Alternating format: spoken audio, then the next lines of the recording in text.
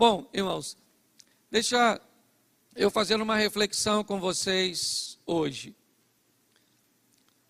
Nós sempre vivemos e enfrentamos ambientes de adversidade. Encontrar uma oposição nunca foi nenhuma novidade para nenhum de nós.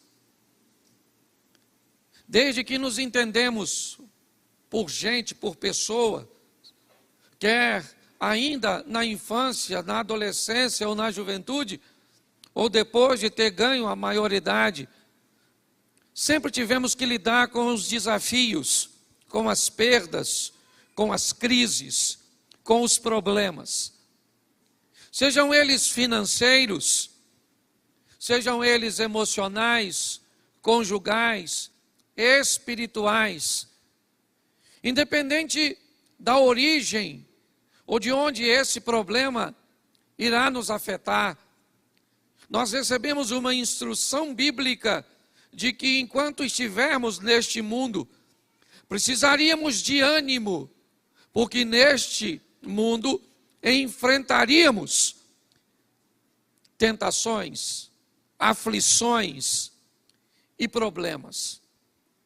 Se já fomos alertados que enfrentaríamos os problemas, precisamos também ficar atentos, porque a Bíblia aqui nos expôs a realidade dos problemas, também irá nos nortear para que caminho devemos andar para encontrarmos as soluções. Às vezes, as soluções ou a solução está mais perto de nós do que imaginamos.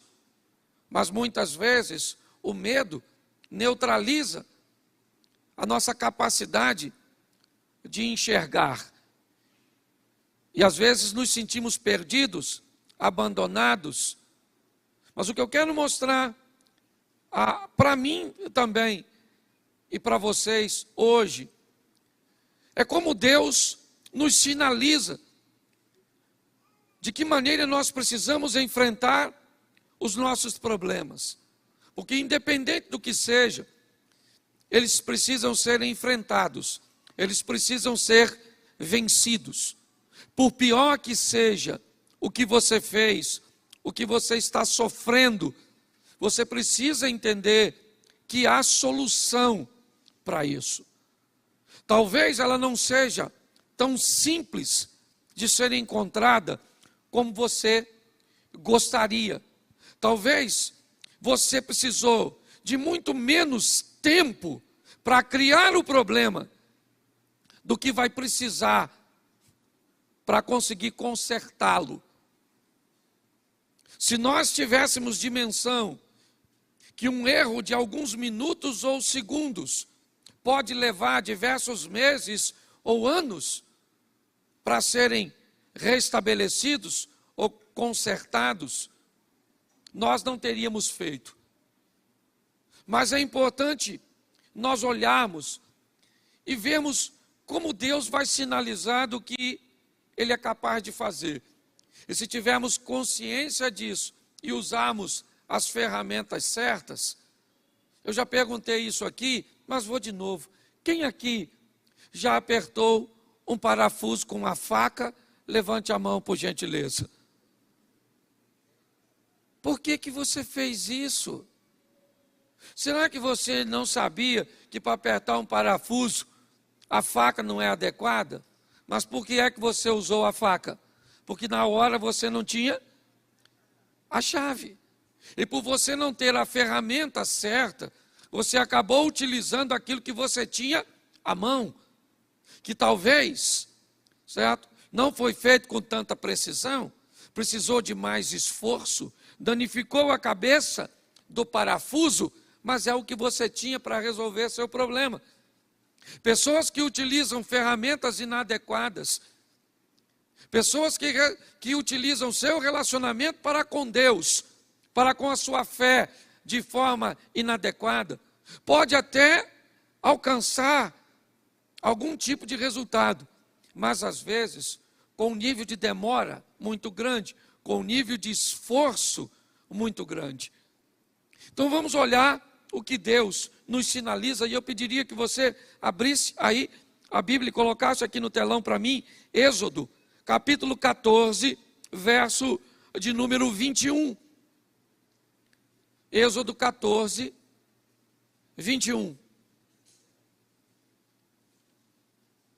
Isso. Olha o que diz o texto. Então, Moisés estendeu a sua mão sobre o mar, e o Senhor fez retirar o mar por um vento forte, ou por um forte vento oriental, toda aquela noite, e o mar tornou-se em seco, e as águas foram partidas. Feche seus olhos. Senhor nosso Deus e Pai, continua falando conosco. Usa-me como um canal de bênção nesta hora, pelo poder do nome de Jesus, em nome de Jesus, amém, glória a Deus. Deixa eu falar com vocês, e porque hoje quero mostrar a vocês, ambientes que estavam fortemente fechados, situações que aparentemente não tinham saída, e como Deus criou uma maneira de fazer com que a solução chegasse até aquele ambiente. Provavelmente nós estamos lidando, nesse texto, com um dos maiores medos daquele povo. Quando nós olhamos aqui, o povo de Israel certamente tinha um grande problema com inundação, com uma quantidade excessiva de água. Apesar de já ter centenas de anos que o dilúvio havia acontecido, uma única família acabou originando o povo que agora está preso no Egito. Provavelmente a tradição oral fez com que, de família em família, de geração em geração, a notícia de que o povo havia sido destruído numa inundação, num dilúvio, morrido por afogamento. E agora, centenas de anos depois, aquilo que matou seus ancestrais está agora diante do povo de Israel, saindo do cativeiro egípcio, e a proposta é que a travessia seja feita sobre o mar. Se você conhece um pouquinho mais sobre isso, provavelmente você sabe que por onde o povo de Israel provavelmente passou, não seria nenhum absurdo que aquelas águas abrissem, recuassem, até utilizando o próprio texto bíblico que diz que um vento que durou basicamente a noite toda. Eu não sei se você tem dimensão quantas pessoas aproximadamente saíram do Egito. Se você tiver noção, eu não vou entrar nisso agora, mas se você tiver noção, você vai descobrir que não bastava meia, uma, duas, 3, nem 4 horas para aquilo ficar aberto. Porque pela quantidade do povo que precisaria atravessar aquele caminho, nós precisaríamos de muito mais tempo para que isso acontecesse com sucesso. Quando você ouve alguém dizer que é perfeitamente fácil explicar que um vento numa velocidade seria capaz de repartir as águas, me entendam que grande parte dos milagres que vamos ver na Bíblia tem mais a ver com um momento do que um fato. O milagre é muito mais, porque o fenômeno aconteceu no momento em que o povo estava precisando, do que propriamente, quando alguém tenta explicar um milagre, não, mas é fácil descobrir porque isso aconteceu, cientificamente era possível que isso acontecesse, mas isso não tira a legitimidade do milagre, porque o maior milagre não foi o mar ter sido aberto, o maior milagre foi as águas terem sido abertas exatamente no momento em que o povo ia passar. O milagre está em a maré ter retornado exatamente no meio do percurso dos egípcios. Parece que quando tentamos trazer mais sensatez para o ambiente de fé, nós encontramos sérias resistências, porque pessoas começam a achar que estamos querendo desmerecer o poder de Deus. Ainda que até o vento é criação dele e já seria um milagre por si só. Mas o que eu quero mostrar a você aqui é que o povo está num ambiente sem saída. E eu não sei se Deus está com a intenção de mostrar a este povo que o que matou um povo lá atrás por desobediência pode ser controlado por Deus agora. Que Deus agora tem o poder de reter as águas, de proteger este povo, de começar a caminhada de fé agora, da saída do Egito, mostrando a este povo o quão grande ele é e que tipo de obstáculo ele é capaz de vencer para proteger um dos seus. É muito importante hoje, porque quando nós enfrentamos um problema, e principalmente para essa geração tão volátil,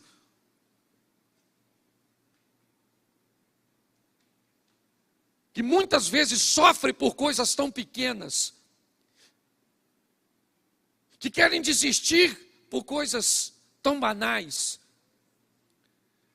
Se nós entendemos que o Deus que nós servimos pode abrir um mar, pode fazer um milagre para proteger e salvar um dos seus, com certeza nós vamos levar uma vida um pouco mais tranquila. Pelo menos no que diz respeito à segurança de um Deus que vai agir. Muitas pessoas hoje querem desistir de seus relacionamentos, querem desistir de sua vida profissional, querem desistir da sua caminhada de fé. Mas por quê? Não, pastor, eu estou debaixo de uma pressão tão grande. Será que você não consegue ver que o Deus que você serve abriu um mar para libertar seu povo, para agir em favor de seu povo, e um Deus que fez tudo isso não pode agir em nosso favor? Às vezes o que precisamos é apenas um pouco mais de resistência, de tenacidade, para que possamos ficar de pé e entendermos o que Deus está querendo nos mostrar. O que Ele diz: ainda que você esteja num ambiente totalmente sem saída, onde você olhe para todos os lados e não veja nenhuma rota de fuga, talvez isso explique o que disse o salmista: eleva os meus olhos para os montes, e de onde virá o meu socorro? O meu socorro vem do Senhor, que fez os céus e a terra. Me parece que o salmista está dizendo: um monte ainda é um local muito baixo para olhar. Me parece que ele está dizendo: quando eu olho para os montes, eu ainda pergunto de onde virá o meu socorro, mas eu descubro que acima dos montes ainda tem um lugar onde eu posso colocar a minha segurança e a minha fé, porque é de lá que Deus vai enviar recursos para a minha vida. Eu não sei o que você precisa hoje, eu só sei que você precisa entender que o Deus que você serve pode controlar, certo? Toda a situação, simplesmente para que você e eu saiamos ilesos. E nós precisamos acreditar nisso. Por isso, não se desespere, não desanime, prossiga na sua caminhada. Eu confesso a vocês, é a minha primeira grande crise como pastor. Eu tenho apenas, basicamente, 9 anos que me tornei pastor. Vai fazer 7 anos aqui e eu tinha sido consagrado 2 anos antes. Mas eu vou falar para vocês, eu nunca vi tantas pessoas desistindo de sua caminhada, certo? Olhando para a sua caminhada de fé e dizendo: está muito difícil, está desafiador, eu estou querendo paralisar. Eu sou daquela época onde nós mesmos, meninos, encarávamos a vida de uma forma totalmente diferente. Quem aqui já cortou o pé com um caco de vidro e tem menos de 10 anos? Deixa eu estender mais um pouquinho, porque tem pouca gente. Tem menos de 15 anos e cortou o pé no caco de vidro? Levante a mão. Menos de 15 anos de idade. Menos de 15 de idade. Você é um adolescente. 1, 2. Quem aqui tem menos de 20 e furou o pé com prego? Levante a mão. Menos de 20. É só para você ver que a nossa geração... Quem aqui tem mais de 30 e furou o pé com prego já na vida? Levanta a mão. Arrebentou a barada. Show de bola. Quem aqui tem mais de 30 e cortou a cabeça no arame farpado porque ia passar de baixo? Levanta a mão. Quem aqui tem mais de 40 já teve frieira e bicho de pé? Levanta a mão. Louvado seja o Eterno. Pastor, o que você está falando? Eu estou falando que nós temos gerações diferentes. Entendeu? Até as músicas sertanejas eram diferentes. Na minha época, o camarada, quando ele era traído, o máximo que ele fazia era dormir na praça. Hoje o cara mata a mulher, mata os vizinhos, mata tudo. O que é isso? Uma geração que não sabe resolver problemas. Uma geração frágil. O texto está me dizendo uma coisa. Que ambiente? Esquece o mar por um momento. Pense num ambiente onde não tem rota de fuga, onde não tem como fugir. Certo? O faraó mandou o seu exército vir atrás de Israel. Não tem como fazer nenhum tipo de manobra com a quantidade de gente que Moisés está liderando. E naquele momento, isso é que é incrível, naquele momento, 1 Tessalonicenses capítulo 5, né? Nós olhamos um texto muito extraordinário. Orai sem, e agora no Velho Testamento, o Moisés, um homem de oração, vai dobrar seu joelho, porque o faraó está vindo, e Deus pergunta a Moisés, por que tu está orando? Agora não é hora de orar, agora é hora de agir. Estende a tua mão e coloca a vara. Faz a sua parte que eu faço a minha, e todos vão ver o sobrenatural vir na sua direção. Está na hora de fazermos para a vida o que nunca fizemos, para recebermos da vida o que nunca recebemos. O nosso Deus é um Deus que abre caminho onde o caminho não precisa dificultar. Eu já brinquei aqui com a música, né? Aliás, eu nem sei quem compôs, qualquer hora posso encontrar, porque isso vai para a internet. Mas porque tem gente que até na canção dificulta o jogo. Quem aqui já ouviu uma canção que diz que Deus abre porta onde não tem parede?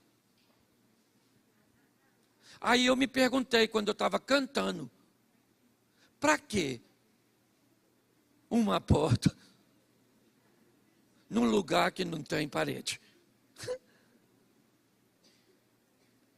Você quer porta onde não tem parede? Sim ou não? Porque não precisa. Você consegue me entender a mente de algumas pessoas? O que eu quero mostrar para você hoje é que a situação pode estar fechada e sem saída, mas se Deus estiver com você, o mar vai ter que se abrir, o deserto vai ter que te fazer prosperar, as coisas vão acontecer, porque tudo responde a Deus, e Ele é o Todo-Poderoso, amém? Então é importante entendermos isso. O primeiro milagre que o povo vai viver, me parece que é um ambiente de cura. Vamos sair, e de que forma? Já tinha as 10 pragas do Egito, que tinham sido sensacionais para o povo de Israel. Mas atravessar algo e superar algo que tinha vencido aquela geração lá, sobrado apenas Noé e sua família, para o povo, era um grande desafio. E Deus está mostrando, o que destruiu seus ancestrais, não destrói você. O que você tem? Você tem uma herança hereditária de um câncer? É isso? Você tem uma herança hereditária de uma... hemodiálise, me ajude aí na doença. Falhou a mente. Não, quem faz hemodiálise. Mas agora faltou o nome, tá bom, é isso aí mesmo. Porque tem hora que dá um branco aqui, certo? Mas preste atenção, o que tem? Pastor, na minha casa todo mundo divorciou. Está na hora de quebrar isso, isso não é para você. Todo mundo, ninguém prosperou. Está na hora de quebrar isso. Não é porque venceu lá atrás que vai vencer você. Nós precisamos tomar uma postura, um posicionamento. E descobrimos que o Deus cujo qual nós andamos, Ele abre e cria circunstâncias onde elas não existem para nos livrar. Posso ouvir um amém? Coloca para mim Josué capítulo 6, verso 1. Eu quero te mostrar uma segunda situação. Se em Êxodo Deus resolve coisas grandes, olha só.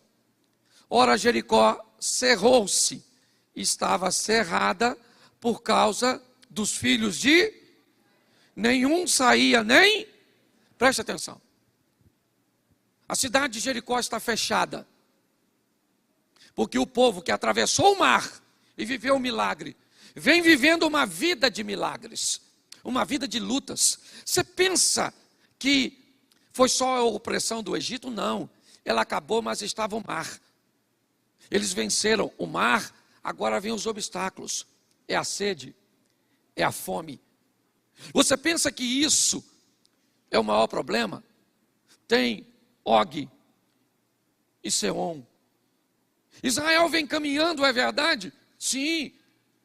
Imagine na vida do povo de Deus. Acaba de vencer um obstáculo e aparece outro. É vencer uma crise e aparece outra. E o povo vai vencendo, superando, crescendo. E agora, o povo se depara com uma cidade fechada. Fechada como o mar estava. É verdade. Mas quando nós olhamos para esse ambiente, que mensagens nós podemos tirar hoje sobre Jericó? Basicamente duas. É o que eu quero esclarecer com vocês aqui. Primeiro, a insatisfação de alguém que está dentro. Raabe, a prostituta. Quando eu olho para Jericó, o que eu vejo? Eu vejo que além dos muros que vão cair, além da cidade que vai ser destruída, nós vamos ver o coração de uma mulher que resolve se posicionar. Me parece que se com o mar nós descobrimos que Deus pode fazer coisas grandes, com Jericó nós descobrimos que para que coisas grandes aconteçam, nós precisamos nos posicionar. Quando eu olho para Jericó, eu vejo, a cidade se fecha. Israel não tem material bélico para derrubar os muros. Eles não têm armas. Não. Eles não têm condições de entrar naquela cidade. Ela se fecha. Mas Deus diz a Josué: nós vamos destruir essa cidade. Eu derrubo os muros e você entra com o exército e destrói tudo. Deus está nos dando uma direção para aqueles que querem resolver seus problemas.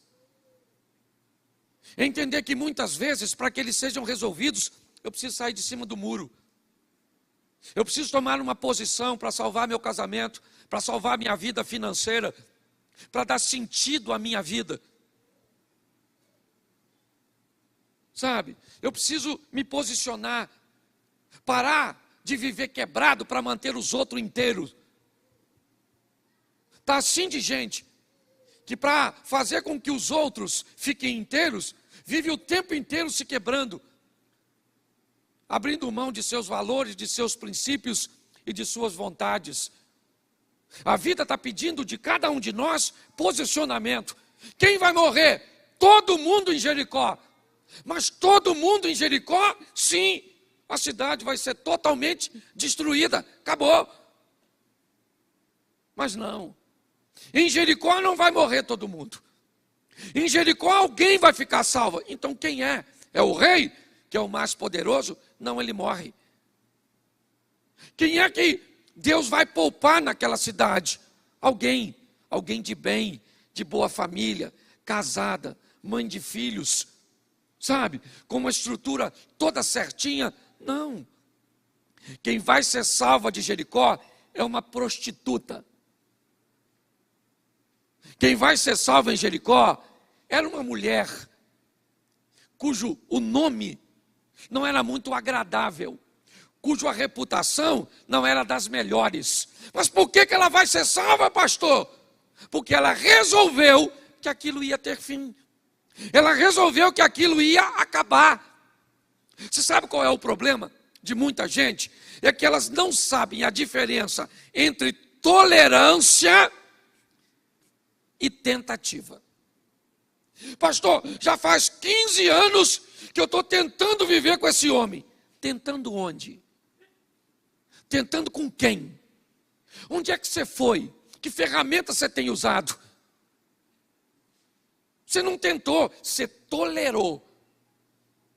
Já estou tentando, pastor, com meu filho há muito tempo. Tentando com o quê? Com psicólogo, com psicanalista? Você está tentando com o quê? Quais são as ferramentas que você está usando para resolver? As pessoas chamam de tentativa, na verdade é tolerância. Eu estou tolerando há 10 anos, então tolera mais 10. Não desiste não, que intolerância você se tornou especialista. Mas está na hora de você parar de tolerar e começar a tentar fazer alguma coisa para que a sua vida saia de onde está e vá para onde você deseja que ela esteja. Nós temos que parar de brincar com a vida, gente, porque a vida é uma só, está acabando. Gente, não precisa se cumprir mais nada. Aliás, nós só estamos aguardando o tal do anticristo, que não deve nem estar longe. Esse dia alguém perguntou, pastor, Jesus está voltando? Eu falei, tá, e já deve ter saído de lá. Já está chegando. De tanta coisa que nós estamos vendo. Mas o que a vida está pedindo de mim e de você? Postura, posicionamento. É isso que nós estamos vendo aqui, certo? O que Jericó me informa? Estava tudo fechado. E se você pensa que o maior problema é nos portões da cidade, não é. É a sentença que está sobre todos os que moram dentro dela. Olha bem, isso é que é mais importante. O que caiu de mais poderoso não foi o muro, foi o coração de algumas pessoas que moravam lá dentro. Foi isso. Mudar um coração, mudar uma mente, mudar um pensamento, é muito mais difícil do que derrubar uma casa, do que derrubar um muro. A lição que a Bíblia está me dizendo é: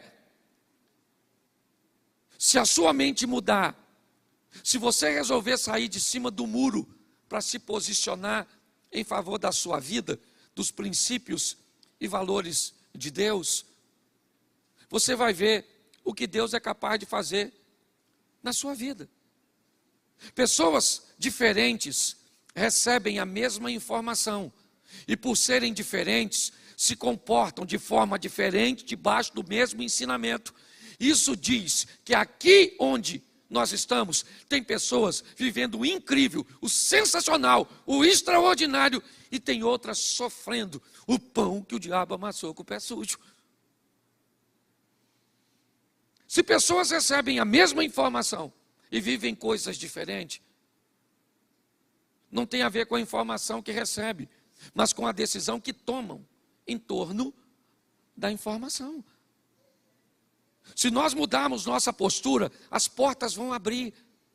Você tem que querer sair desse ambiente, olhar para Jericó, olhar para essa vida, olhar para esse vício, olhar para esse casamento e dizer: eu vou sair disso. Eu não quero isso para mim. E ver sua história mudar. Ou então, arrumar um culpado para a sua tragédia. Também isso, né? Lamber suas feridas, autocomiseração, ter piedade de você mesmo, sabe? Olhar para as suas feridas e achar que em sua saliva tem alguma substância terapêutica. Nós precisamos, irmãos, entender que o nosso Deus é grande, a ponto de abrir um mar, mas que para que coisas aconteçam na nossa vida, nós precisamos nos posicionar e sair de cima do muro. Amém? Deixa eu te dar, são só mais 2 textos, é rapidinho. Atos 12, 5. Pedro, pois, era guardado na prisão, mas a igreja fazia contínua oração por ele a Deus. Tiago acaba de ser morto por Herodes. E Herodes faz uma avaliação, é um político. Na avaliação de Herodes, ter mandado matar Tiago foi um sucesso. Então ele manda prender a Pedro, com o propósito de dar a Pedro o mesmo fim que deu a Tiago. Pedro está preso, não tem como fugir. Diversos sentinelas estão guardando, ele está algemado, não tem como sair. O ambiente é totalmente contrário, está tudo fechado, não tem rota de fuga. Mas o texto diz que na casa de Maria, mãe de João Marcos, há um núcleo de oração, uma igreja, pessoas se reunindo com o propósito de falar com Deus. E essas pessoas que não têm poder político, não têm influência econômica, não têm material bélico, armas para invadir aquela prisão e libertar Pedro, ela tem joelhos. Porque tem coisas que as mãos não resolvem. Eu estou cansado de falar isso aqui. O que suas mãos resolvem, não peça a Deus para resolver. Mas o que suas mãos não resolvem, não poupe seus joelhos. Porque tem coisa que você não vai poder resolver, mas Deus pode. Tem situações que você não vai conseguir sair, mas Deus tem uma saída. E lá na casa de João Marcos, mesmo, ou da mãe de João Marcos, mesmo Pedro estando preso, eles estão orando e clamando a Deus. Para quê? Para que Pedro seja liberto. Pedro está dormindo na prisão quando o anjo chega. Um alvará de soltura chegou no céu e um habeas corpus celestial foi liberado. E os advogados podem dizer amém. É isso. Pedro está achando até que está dormindo. Um anjo chegou, tocou no Pedro, as algemas caíram. E o anjo falou: Pedro, calça a sandália e vão vazar. Pedro levantou achando que estava sonhando e começa a sair até que se depara com um portão. E o texto diz que a porta se abre automaticamente, por si só. E Pedro então sai. E quando ele está lá fora, o anjo some. E Pedro acorda e diz: caramba, não era sonho, estou solto. E corre para casa, para onde a igreja estava. E quando chega lá, ele bate, uma garotinha vai abrir. Quando a menina olha e vê que é Pedro, sai correndo lá para dentro, não abre a porta. Porque tem gente que está orando pelo milagre, mas quando ele aparece, não está pronto para recebê-lo. A garotinha sai correndo e diz: o Pedro está lá na porta. Mas que Pedro que estava preso. E sabe o que eu acho mais interessante nessa passagem? É que a porta da prisão abriu para Pedro, sim ou não? Sim ou não? Claro que não. A porta da prisão abriu para o anjo. Porque se a porta da prisão abrisse para Pedro, quando Pedro chegasse na casa de Maria, a porta da casa também abria. Sabe por que a porta não abriu? Por quê? Por que a porta da casa de Maria não abriu? Porque o anjo não estava mais com Pedro. O que a Bíblia está dizendo? Você tem que andar com gente que abre porta para você, não que cria problema para você. Você só anda com cabeça de baga, com Zé Ruela. Com gente que vai te puxar para trás. Eu quero ser santo, só ando com... Queria orar. Só anda com a turma da pisadinha. Eu quero ler a Bíblia. Você anda com quem? Presta atenção, a prisão está fechada. Mas joelhos podem abrir prisões. Você está entendendo? Os seus joelhos, direcionados para Deus, podem abrir. Isso é magnífico quando você vai ver, por exemplo, os muçulmanos. Meu irmão, dá a hora daqueles caras orar. Pode ser motorista de ônibus, pode ser o que for. Bota o tapetinho, bússola em direção à Meca. E bota o joelho. É que Deus é educado demais. Não vou perguntar aqui para não ser uma questão de falta de ética, mas se você já foi da turma, da linha da macumba, do negócio, se o santo falar, a entidade falar, 1h59 da manhã, tu tem que ir lá naquela pedra do morro, lá do Xerém, levar uma velinha, e o poder é extraordinário. Porque eu não sei se você já viu, nós vamos acender uma vela dentro de casa, um sacrifício. A vela fica na encruzilhada. O vento passa para lá, passa para cá, passa para lá. A infeliz da vela não apaga. É que hoje não tem mais isso, a entidade evoluiu. Hoje já está usando luz de LED, esses troços assim. Eu não, mas se você lembra, é que eu lembro de umas coisas antigas, hoje eu estava lembrando, gente.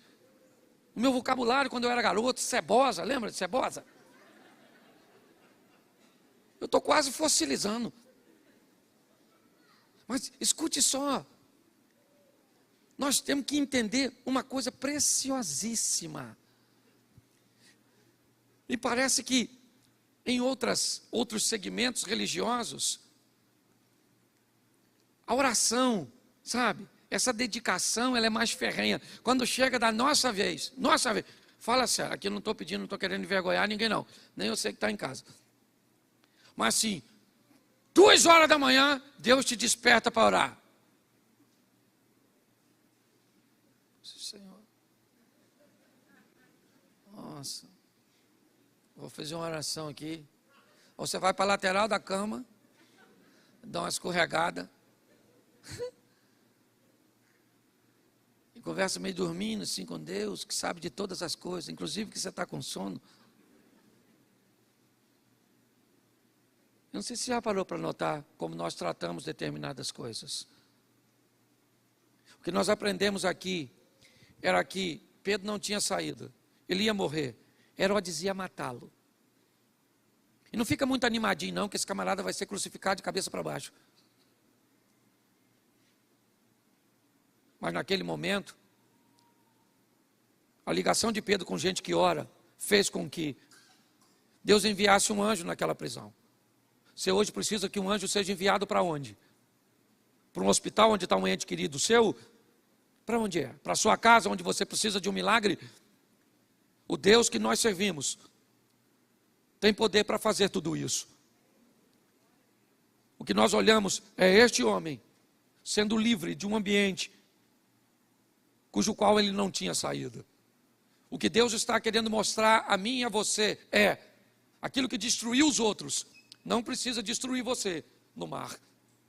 Aquilo que matou todos, pode livrar você apenas por um posicionamento seu. E agora, o que a Bíblia está me mostrando é, aquilo que não tem saída, aparece quando nós damos condições a Deus de entrar em cena, através da oração. Mas, para o último texto que eu quero usar com vocês, Atos, capítulo 9, bota só o verso 1. E Saulo, respirando ainda ameaças de morte contra os discípulos do Senhor, dirigiu-se ao sumo sacerdote, bota o 2 para ficar claro, e pediu-lhe cartas para Damasco, para as sinagogas, a fim de que, se encontrasse alguns daquela seita, quer homens, quer mulheres, os conduzisse presos a Jerusalém. Preste atenção, porque Deus mostrou sua força para repartir e para abrir o mar.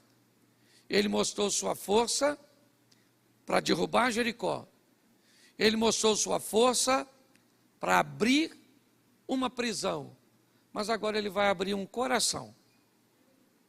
Paulo. Ele está perseguindo os cristãos. E nessa caminhada, ele tem um encontro com Jesus.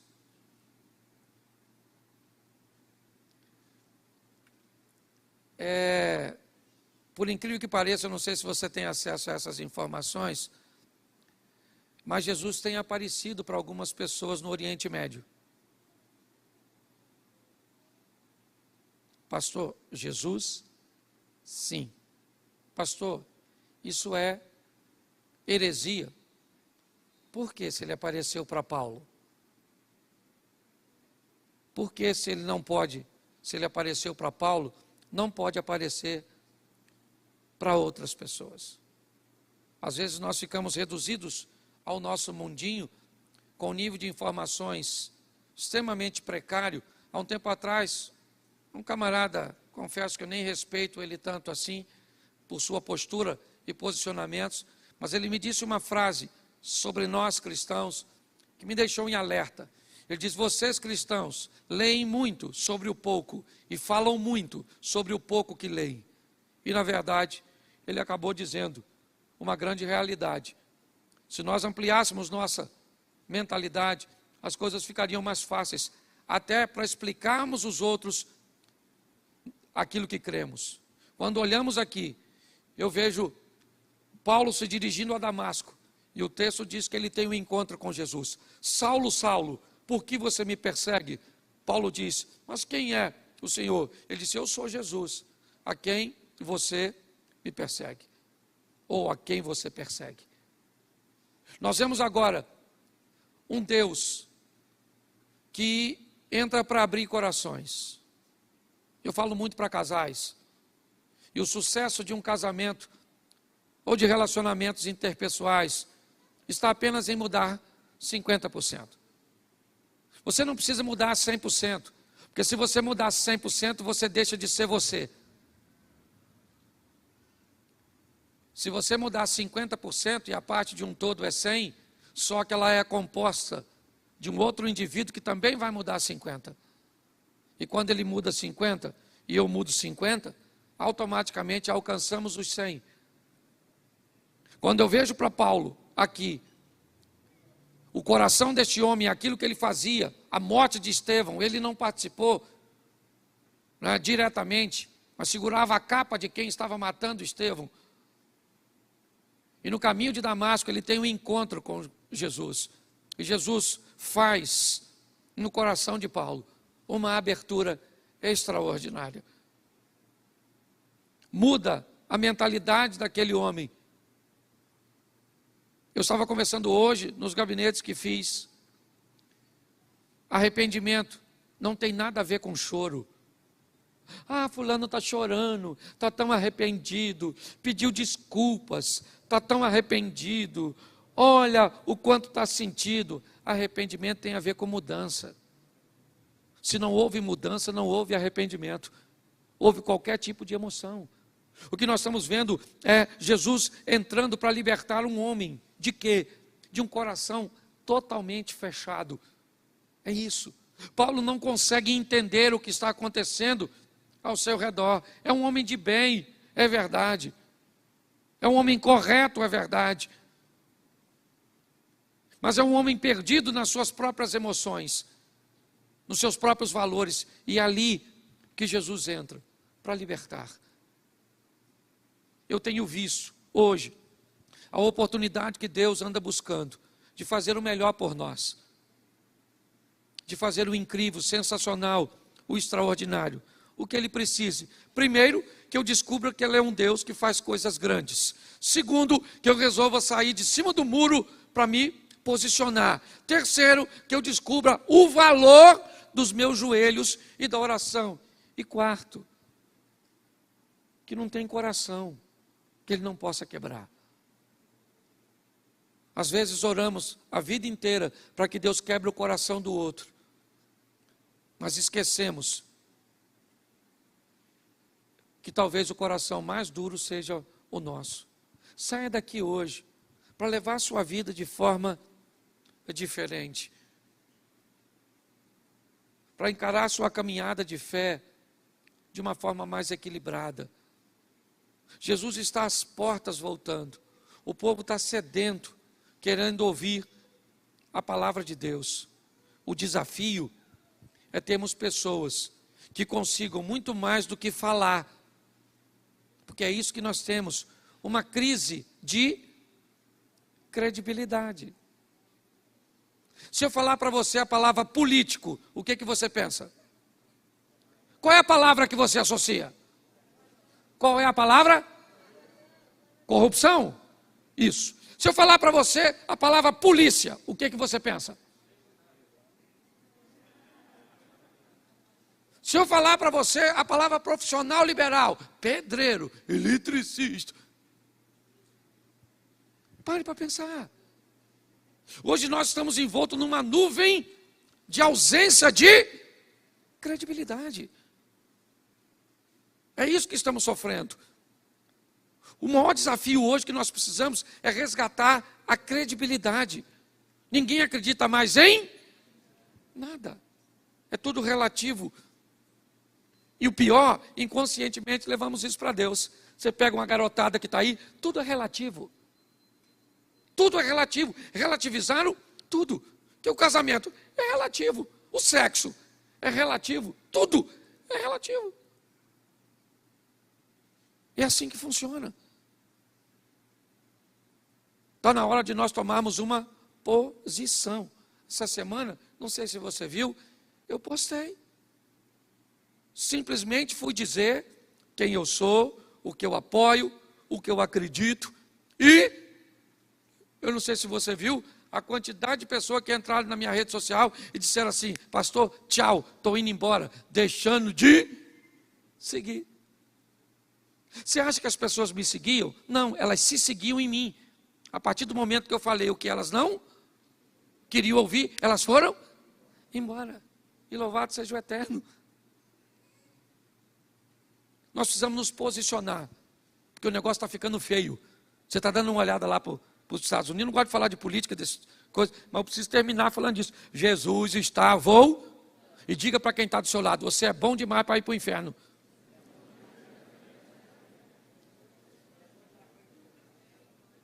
Você pode ficar de pé?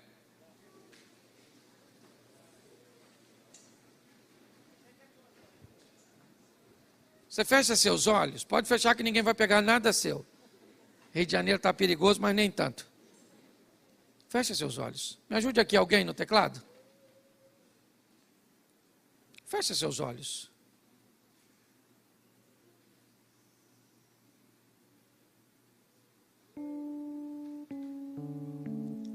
Só para que você saia daqui organizando na sua mente: quem é Deus?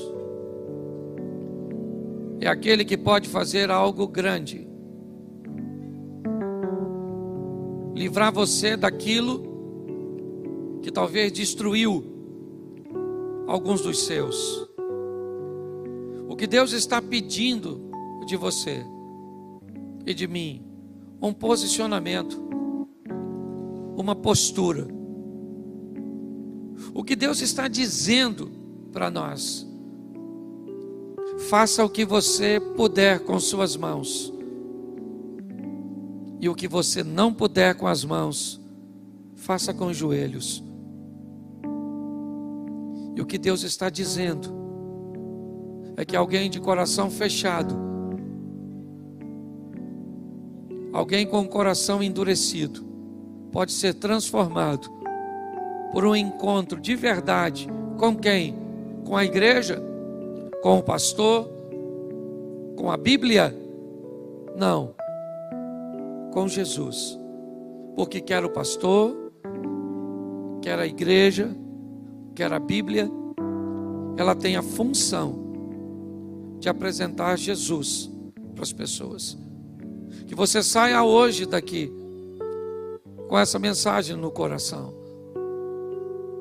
Talvez você já sabe que Deus é grande, mas não quer se posicionar. Talvez você já tomou até uma posição, mas não quer orar. Talvez você está até orando, se posicionando e acreditando que Ele é grande, mas não quer ter um encontro com Jesus. Porque todo aquele que invocar o nome do Senhor será salvo. Como, pois, invocarão aquele em quem não creem? E como crerão naqueles de que não ouviram? E como ouvirão, se não há quem pregue? E como pregarão, se não forem enviados? Como está escrito: quão formosos os pés dos que anunciam o evangelho de paz, dos que trazem alegres novas de boas coisas. Mas nem todos têm obedecido ao evangelho, pois Isaías diz: Senhor, quem creu na nossa pregação? De sorte que a fé é pelo ouvir, e ouvir pela palavra de Deus. Romanos capítulo 10, versículo 13 ao 17.